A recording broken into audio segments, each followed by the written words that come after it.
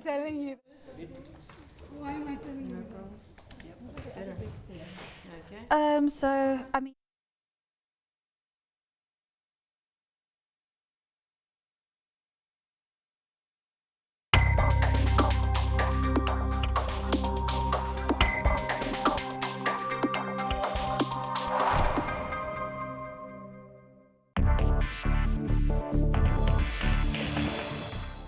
Welcome back. You're still watching Finweek Money Matters.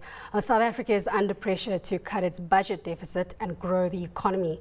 Will it be possible to kickstart domestic growth given the major challenges we face with electricity generation and with Parliament and organised labour in turmoil? Will investors steer clear until there is more political certainty?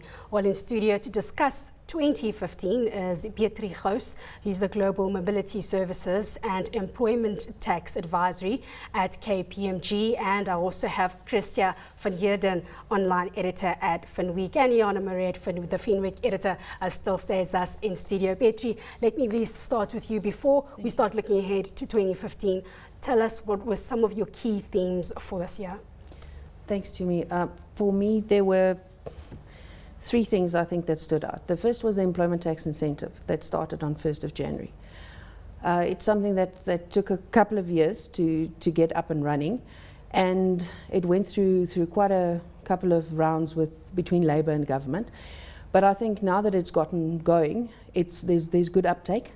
Got about 260,000 employees, 23,500 employers that took it up.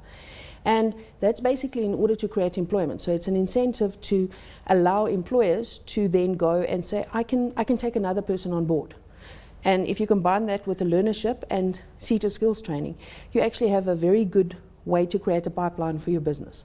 And eventually you then also kind of broaden the way that you can do business, meet your BEE requirements potentially, but most of all to create employment. So that was the first one. Second one is retirement reform. Now, I know it's been postponed, but it bears repeating that it's still something which is on the cards, and at this point is 1 March 2016. We will hear in about, I think, July 2015, whether or not it's going to go ahead in its current form, or whether there will be changes. And that is one of the things that I think, for me, I haven't seen employers do enough or educate people enough around that. I know the trustees also need some kind of more information on that and making sure that their members are aware. So I'm waiting with bated breath to see what's happening on that front. And then I think the third thing is the tax-free investment account that we're looking forward to in 1 March 2015. I know I say it's in 2014, but we're discussing it now, and this is something that I think we're working towards. So those in my field is kind of the three most important things. Kristia, would you mind elaborating a little bit about the retirement reform? What has been, first of all, what's involved exactly, and what has been difficult in the implementation? I think maybe if I can break it up into two things. The first thing is that your contributions towards a retirement fund would now become a fringe benefit. So what does that mean for you and me? Well, at the moment, you don't see it on your payslip, so it's not taxable.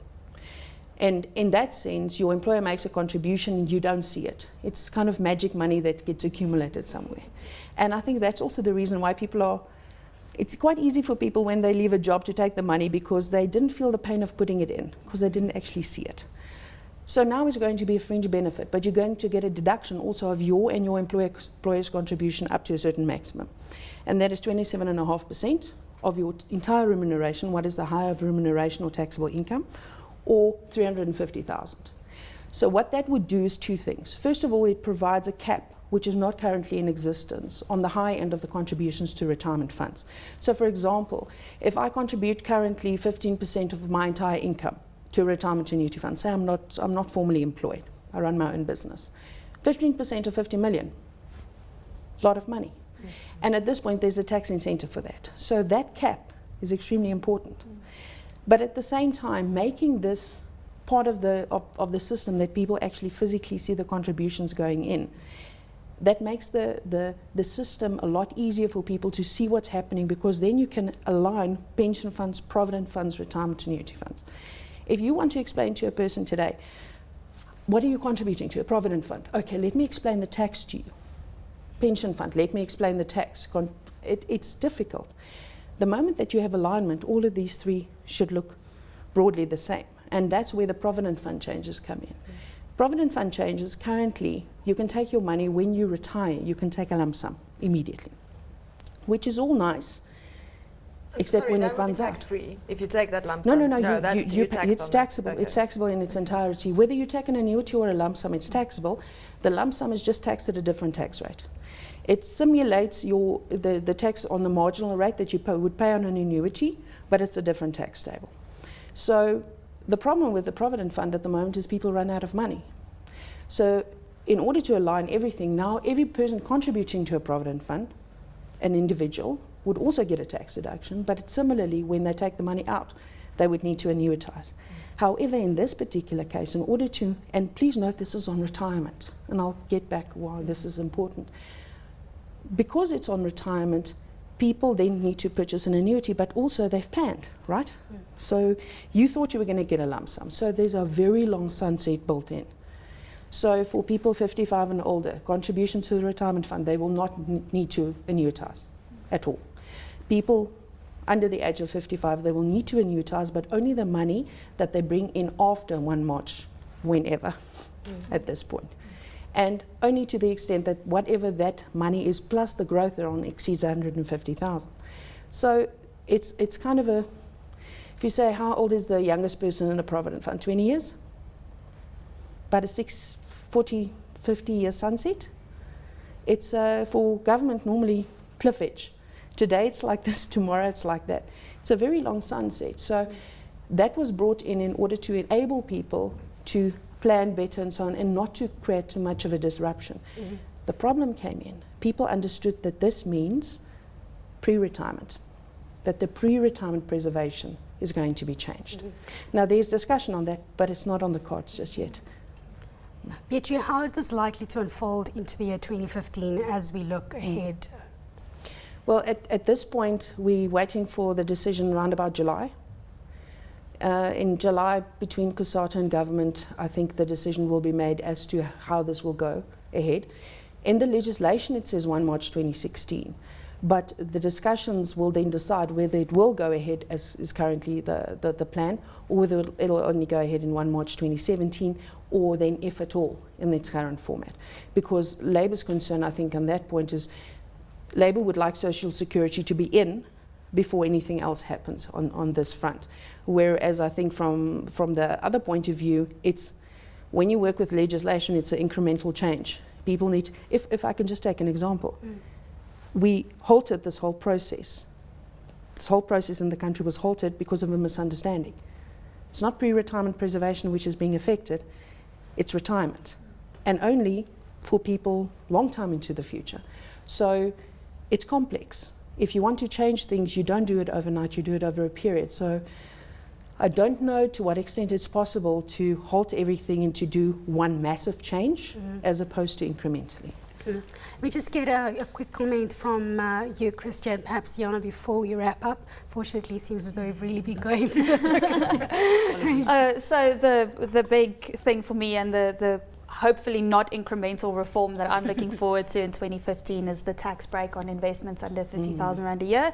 I am, as an investor, obviously very excited about that and hoping to see it not unfold over a period of 20 years if all goes well.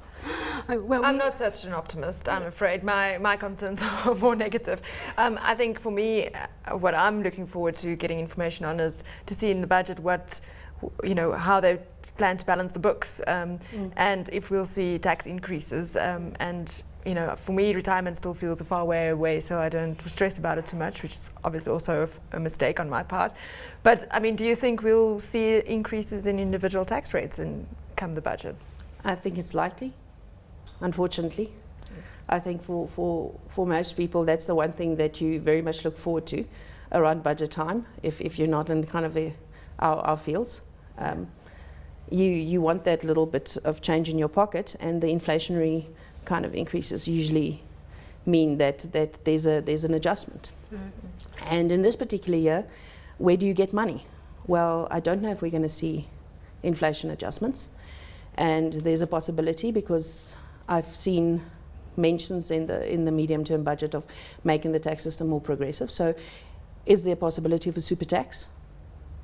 42, 45%, people earning very high amounts. I'll bet you that's a good place to leave it, because there is somewhat of a possibility there. Next year we'll see what the future holds. We're leaving this edition of Finweek for 2014 looking at tax. That's all for this week's edition and this year's edition of Finweek Money Matters. Thank you so much to our guest. That's Beatrie Gouws. And then let me just make sure I've got your title right. Global Mobility Services and Employment Tax Advisory at KPMG. And of course we do have Kristia for Heerden, online editor at Finweek, and Jana Marais, a Finweek editor. Well, we'll see you again, same time, same place, only next year. Happy holidays.